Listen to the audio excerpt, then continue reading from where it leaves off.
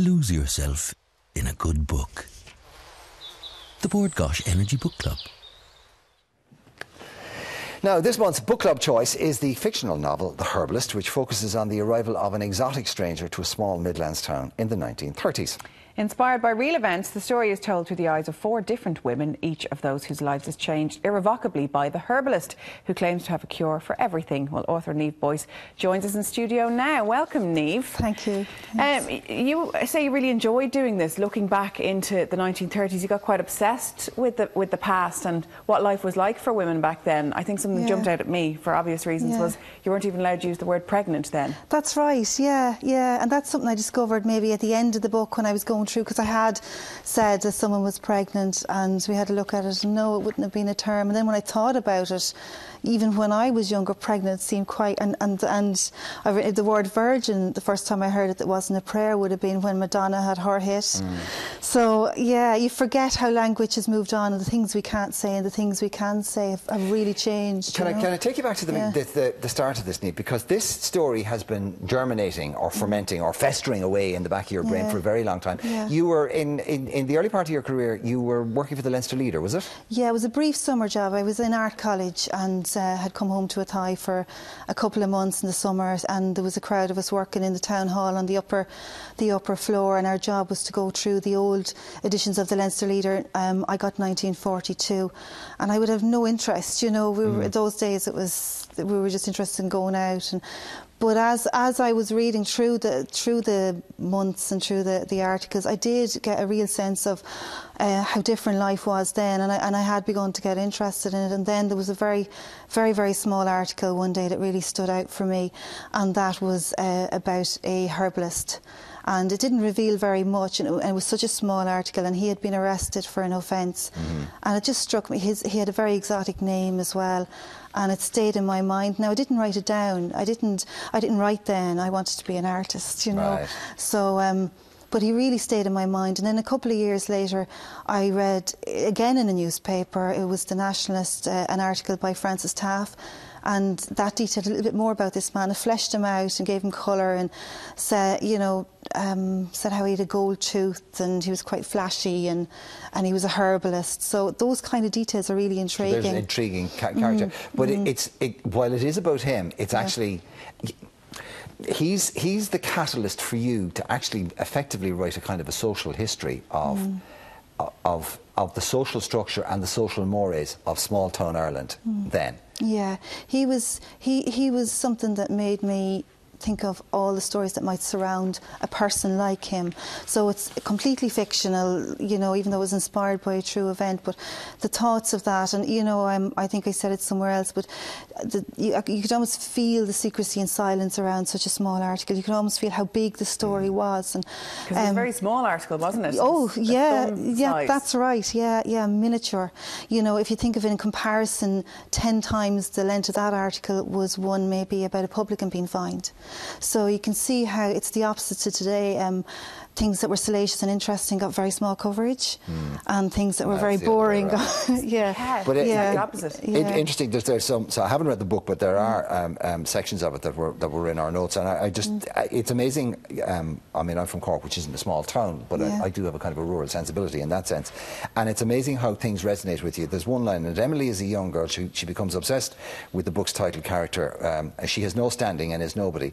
When you live in a small town before you're born, you're one of the Kellys. The day you start school is a new experience in a new place, but not to the nuns who teach there and know exactly who you are. Yeah, that really interested me. It's the Irish, it's that sort of almost inbred, knowing the seed and breed of you and everything about you. That's exactly the phrase, yeah. And you don't, you know, you're labelled very early in a small town. So and your path is almost preordained because of it, well, isn't you don't have, yeah. Especially if your brother or sister has gone to the school ahead of you and ruined everything for you, you know. But and that's what interests me in talking about someone like Emily, who was young, poor, had no standing, no reputation, not even a bad one, you know, and how a stranger's eyes can give you freedom.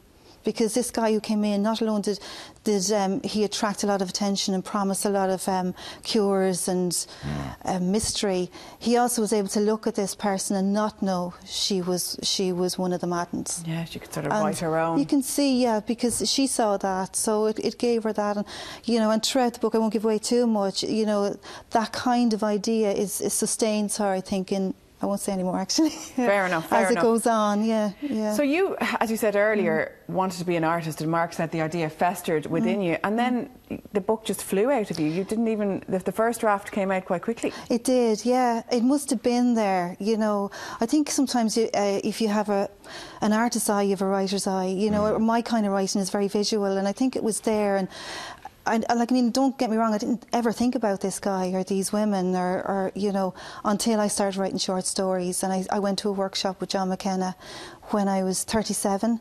And once I started writing one short story, the others would come out as if they were all backed up and ready to come out. And almost the second one I wrote, there was a guy in it, and he had a gold tooth, and he was in a market square, and he was holding up a glass bottle, and I just thought, I know you, I know you. And then as I was writing, lots of different voices came around, and that's why the book, I suppose, has 4 narrators, because there's never one truth about something that happened so long ago.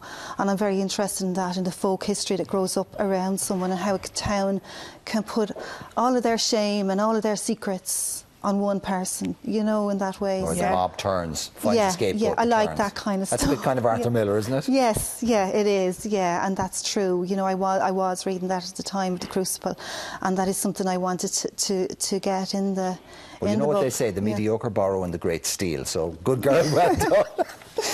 I was very interesting. All writers, particularly this kind of writing, you are writing, I mean, it is fiction, but you are writing from a degree of personal experience and historical fact. And I'm just wondering, would there be people around a tie now going, I know who that is? I don't know. I don't know. I'd say so, yeah. I would say so. There has been interest, of course, as much as in my book, there's been interest in the real story behind that. So I'd say so, but I think things have changed now, in that nobody's shutting anyone else up if they do. Yeah. There's more of a freedom to talk, and if someone can talk about it, that's good. Because, you know, there is a worry, but we're not back in 1930s, and I know things haven't moved on the way they could move on, but, you know, my mum was saying when she's down to town, people are saying, well done, you know, about the book. So there's no silence. There's a great twist in this, which we don't want to give away, but it is safe to say that the herbalist isn't entirely benign, and there is a twist in it, and we want to wish you all the best. And by the way, congratulations on the Hennessy last year. Thank you. Thanks. So you're having a good year, aren't you? Yeah. Have you got the second one ready to go? I'm on the third, yeah. I bet you've a whole load of stories. Well, great. Yeah. Well, watch this space. Thank Neve you. Boyce, and of course it is our book of the month, and we wish you well with it. Cheers. The Herbalist is, as I said, our book of the month book club choice for June, and if you want to be in with the chance of winning a 16 gig Versus tablet and a book club goodie bag, then send us your reviews, and you can send them in to us. They shouldn't be any longer than 50 words, and if you can boil it down to 50 words, I tell you, you've got a talent all of your own. You should be writing them, not writing reviews. But anyway, you need to get it into us by Friday the 21st of June, and you can email them to irelandm@tv3.ie or send by post to Bord Gáis Energy Book Club, TV3, Westgate Business Park, Ballymount, Dublin 24. Lose yourself in a good book. The Bord Gáis Energy Book Club.